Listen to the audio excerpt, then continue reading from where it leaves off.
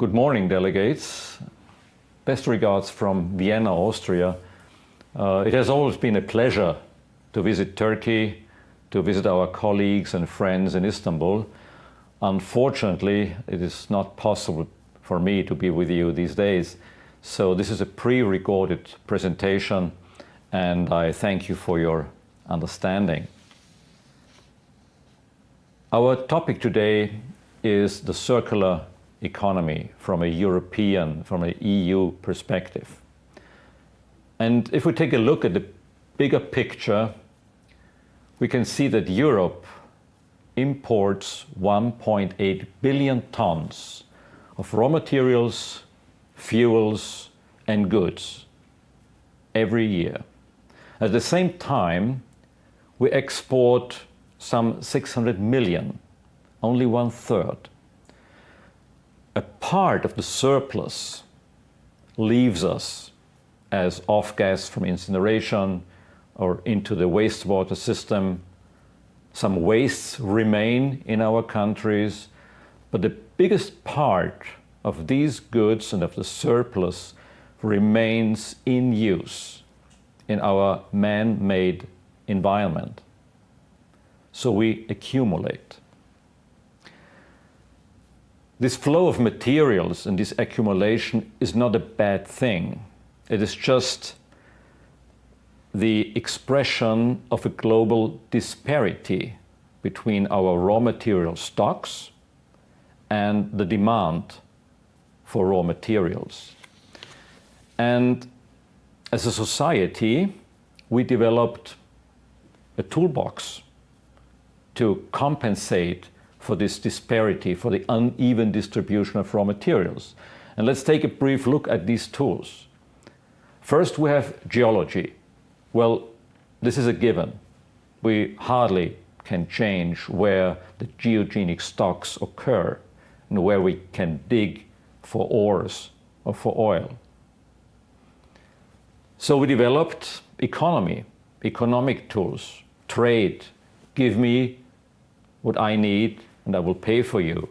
I will have a barter. We developed diplomacy, long-term contracts between countries to sustain the raw material basis. And ultimately, we can see that even war is a tool to secure resources. And finally, we have technology in three aspects. Resource efficiency, use less resources for your target or have a higher output from a given amount of resources. Substitution of critical, hazardous or scarce raw materials. And finally, recycling. Nowadays, we have a fourth discipline of tools, sociology. We have to question our demand for services and goods, the way we purchase, we decide on purchases, the way we use goods, and finally, the potential of sharing economy. You probably know all these instruments, and they are commonplace in many EU documents, from our raw materials initiatives to the roadmap for a resource-efficient Europe. And the same is true for the European Circular Economy package as issued on 2nd of December 2015. Here we can see the political goals of the European Circular Economy package. We want environmental protection, we want a secure supply of raw materials for our industry, and we want to support economic benefit and growth.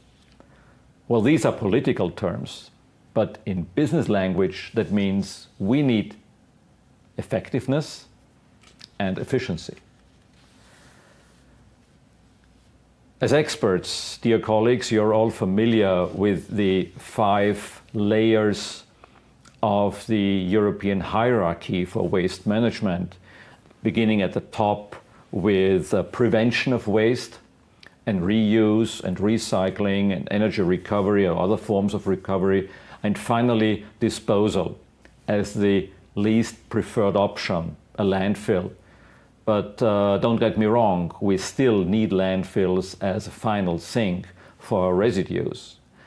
But if these are the priorities of the EU with respect to waste management, statistics tell us a different story.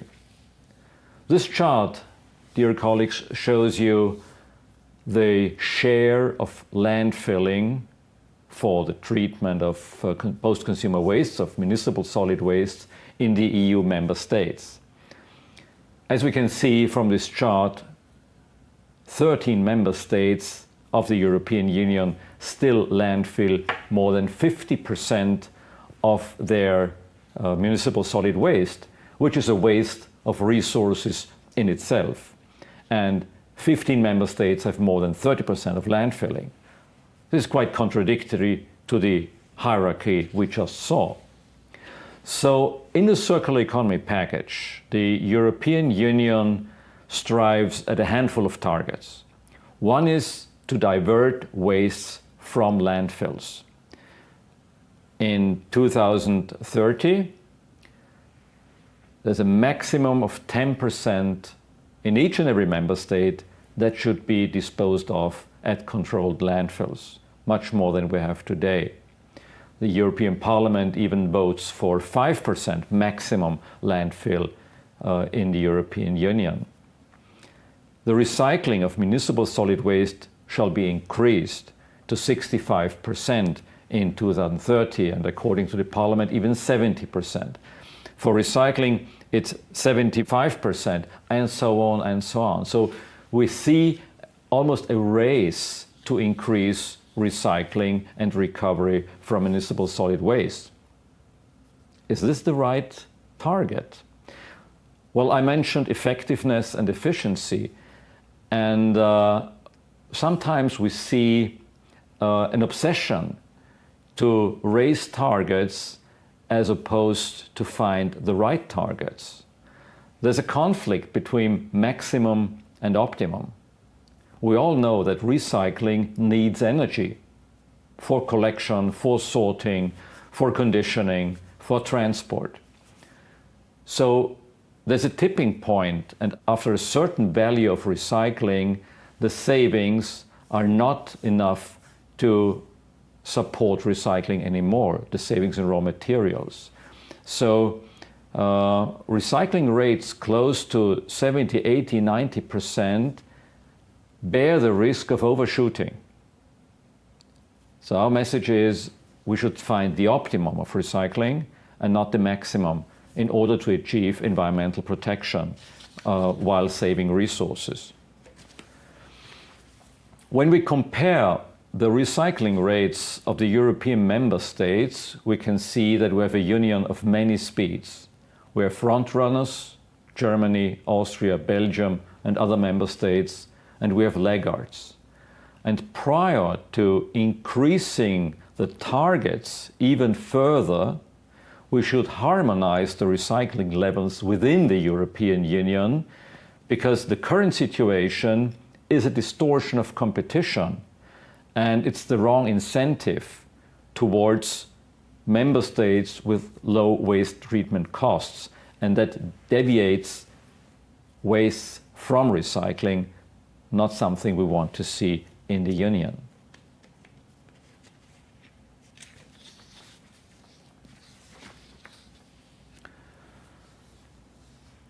Recycling and recovery targets and even landfill bans for municipal solid waste are important things. They're important instruments towards a circular economy. But we should not forget that municipal solid waste pertains to only some 7 to 10% of the total waste generation in the European Union.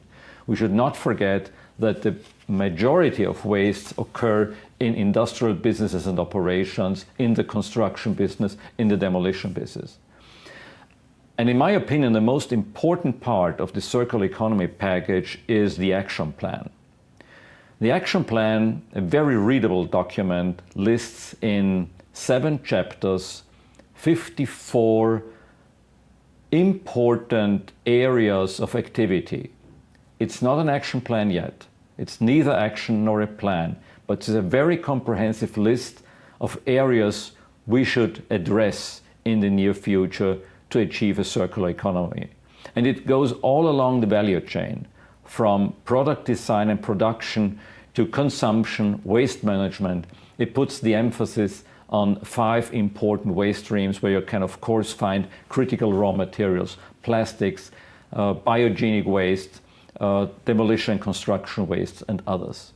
And it goes to finance, innovation and monitoring, because we need better data for a sound resource management. Circular economy goes far beyond waste management. Here you can see in a chart that is based on thoughts of the Ellen MacArthur Foundation how a circular economy could look like. And you will notice instantly it's not just one circle or one loop, it's a cascade actually. We try to keep on various stages functionalities, parts, materials and energy in the loop, in the circle. So we can go from the maintenance and repair services to the reuse of parts, to the refurbishment, and then finally to recycling or energy recovery. But let's not forget there will always be losses and leakages. There is no 100% efficiency, not even in recycling. On the other hand, on the left side, you see eco-design. What does that mean? It means a conscious construction of services and goods, resource efficient, repair friendly, reuse friendly, and finally with a high functionality and longevity from the viewpoint of the user. As a supporting element, you will need logistics. Logistics we do not have yet in place, and we still have to develop in order to make these circles and loops truly work. I mentioned data, and data is an important basis for planning a circular economy. I will give you one example to show you, to demonstrate you how misleading waste management data can be.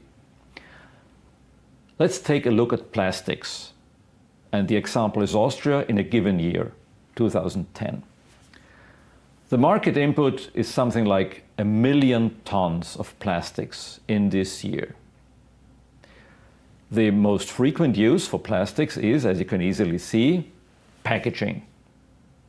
28%, 280,000 tons. So what happens with these plastic packagings? As we can see, almost every single ton ends up in the waste management business and is recovered or recycled, either as a raw material or as a refuse-derived fuel. And only a tiny portion at the very top remains in use longer than 1 year or still ends up somewhere on a landfill. So we can handle plastic packagings. It's not a challenge anymore. It's a daily operation. Second example, construction. The second most important area of application of plastics. Think of window frames, think of pipes and hoses and geotextiles and all sorts of things. 250,000 tons. And to our all surprise, only 20% of these 250,000 tons end up in waste management. Where's the rest? Well, I gave you the answer at the very beginning. The rest is still in use. It's in buildings around us.